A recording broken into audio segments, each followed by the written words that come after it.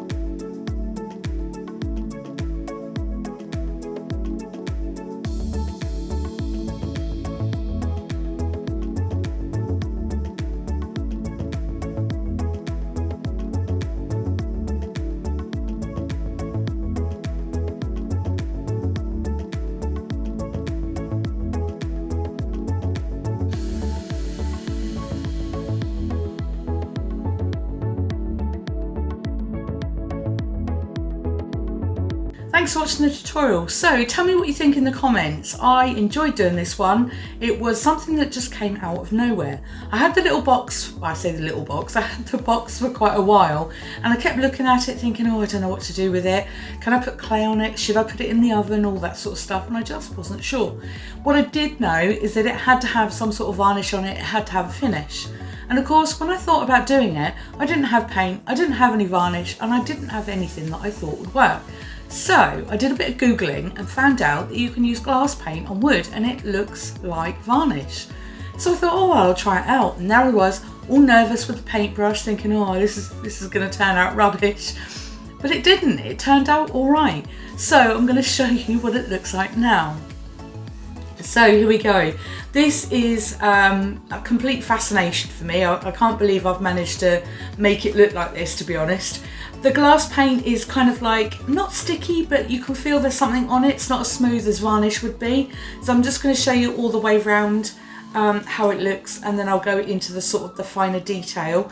I couldn't believe it. It's turned out really well. So the glass paint that I've got is fairly cheap. It's not expensive, and as you saw, I mixed brown and then a little bit of black, and the reason why I did that is because I wanted it to have a darker look. As it turned out, it went quite light anyway, so I think this looks a bit more like oak or something like that. I don't know a lot about wood, but I think this is kind of like a very antique sort of look. I'll give you a look on the inside as well. I wanted to give it a little bit of pattern on the inside, and as you saw, that is just paper. So yeah, let's have a look at the actual top part and a bit more in detail. So I'm gonna go out of screen for a sec, that's probably the easiest.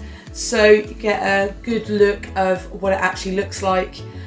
So these corner pieces here, they're actually metal, and I'll link all of what I used today in the description, including them. They're not made out of polymer clay. I found it so difficult. I thought about printing them, but because I had enough to actually go around the whole box, I thought, oh, I'll just put them on there. And when I did, I thought, wow, they look really cool. So yeah, I put 4 on the top here, and then round the bottom, at the back, and then of course these ones on the front. And as luck would have it, it also went along with this kind of clasp here, and also on the back, the hinges there, they go really well. So this box wasn't very expensive at all. I'd say a maximum of £5, if that.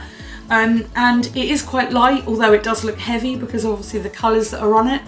And then I don't know what it is about keys, but I absolutely love making keys. So a bit more of a close-up here, so you can get an idea of exactly how it looks.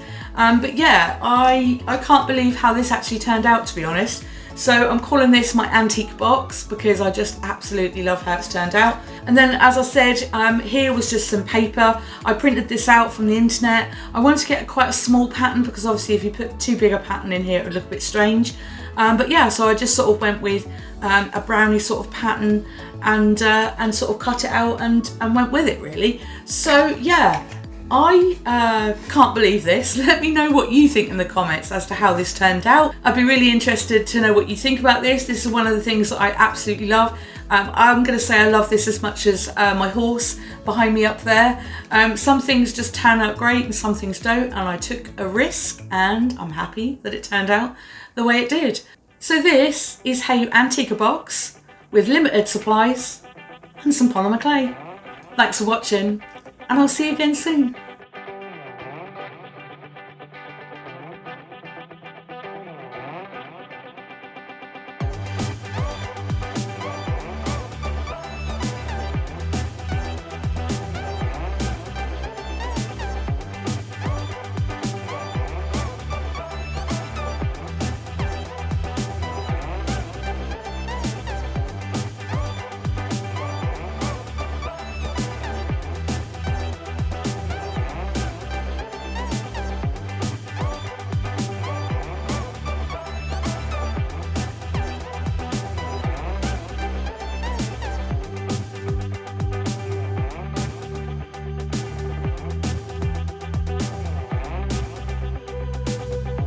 Thanks for watching the tutorial. So, tell me what you think. It's not sticky, it's a tiny bit, a little...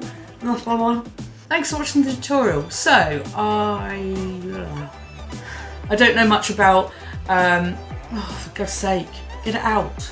In other news, I got bitten by a spider when I was out walking my dog, or at least I hope it was outside. But it was on my knee and it's really sore and painful, and it looks like I've got 2 fang marks as well. And I live in the UK, if you don't know, so I don't know quite what's happened to my knee. Yeah, it's not great. So yeah, my knee's sore. So yeah, I just thought I'd share that with you. Why not, eh?